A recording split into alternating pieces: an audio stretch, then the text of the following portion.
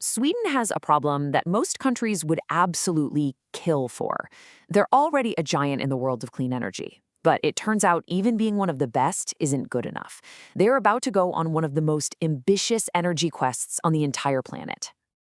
Just look at this number. Today, over 99% of Sweden's electricity is already fossil-free.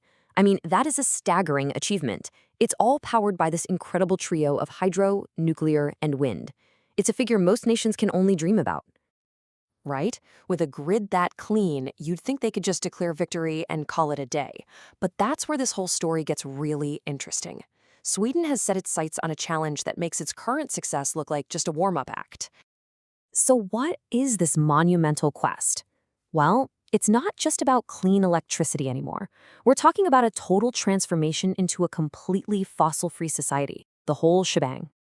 This is the target, and get this, it's actually written into law. By 2045, Sweden will become the world's very first fossil-free welfare nation. What does that mean? It means slashing domestic greenhouse gas emissions by a massive 85% from where they were back in 1990. And we're not just talking about power plants here. This is about changing every single corner of the economy. So how on earth do you pull off something that audacious? Well, Sweden has a master plan. And it's one of those things that's beautifully simple in concept, but absolutely mind-boggling in its scale.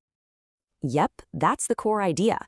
Take that world-class clean electricity they already have and use it to power everything else, from the cars we drive to the massive steel mills that are the backbone of their industry. Just swap out all the gasoline, diesel, and coal for clean, green electrons. Now, this is where the sheer scale of the challenge really hits you. To electrify everything, Sweden figures it will need to more than double its entire electricity production, going from around 140 terawatt-hours today to over 300 by 2045. Think about that for a second. They basically have to build a second Sweden in terms of power generation in just a little over 2 decades. And this, of course, brings us to the first huge problem. Where on earth is all of that new power going to come from? Well, Sweden is facing a major dilemma here. On one hand, the government is really pushing for new nuclear power. And that makes sense, right? It's reliable, 24/7 power.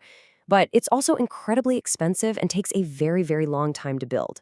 On the other hand, you've got wind power. It's cheap, it's fast to build, but it's running into a brick wall of local opposition and permitting roadblocks. And this data just shows you how big that problem is. Back in 2018, local municipalities vetoed less than 20% of wind projects. Okay, not great, but manageable. But just 3 years later, in 2021, that number skyrocketed to nearly 80%. Local communities are effectively shutting down one of the fastest and cheapest ways to get more clean energy. And the bottlenecks just keep on coming. It's one thing to build a power plant, but it's a whole other thing to get that power to the people who need it. Right now, the average time to approve and build new high-voltage transmission lines in Sweden is a staggering 15 years. That kind of pace is an absolute deal-breaker for a rapid energy transition. This map really tells a critical part of the story. Sweden has this huge geographical mismatch. Most of the cheap hydro and wind power is generated up in the sparsely populated north. But, surprise, surprise, most of the people and the industry are down in the south. And the lack of grid capacity to move all that power creates these huge price differences and serious supply challenges. All right, the next major hurdle is a bit of a head-scratcher. It's a puzzling policy U-turn in the transport sector that's actually threatening to send emissions in the completely wrong direction. First, let's look at the good news, because Sweden was absolutely crushing it in green transport. An incredible 60% of new cars sold last year were electric. And they had one of the world's most ambitious policies for blending biofuels into gasoline and diesel. Things were looking great. But then, in an effort to lower prices at the pump, the government slammed on the brakes. Hard.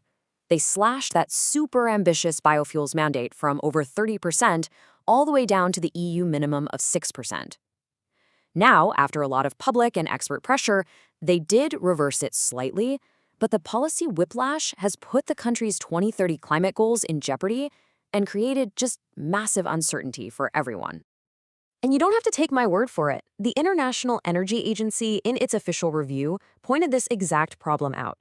They basically said that all these constant policy reviews and uncertainty can totally stall progress.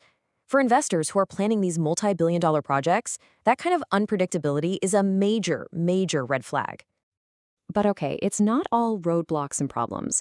Let's shift gears now to one of the most exciting parts of Sweden's plan, a potential game changer that could solve one of the world's toughest climate puzzles. We are talking about green steel. This is a revolutionary process that's being pioneered in Sweden.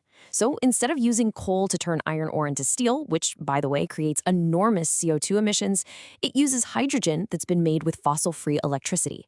And the results? You get steel with up to 95% lower emissions. It's incredible. So here's a simplified version of how it works. You start with all that abundant clean power. You use that power to split water into hydrogen and oxygen. That process is called electrolysis. Then that green hydrogen replaces coal in the chemical process, creating a product called sponge iron. And finally, you just melt that sponge iron in the clean electric furnace, and voila, green steel. But of course, there is a catch, and it is a big one. This amazing seeker weapon is incredibly power-hungry.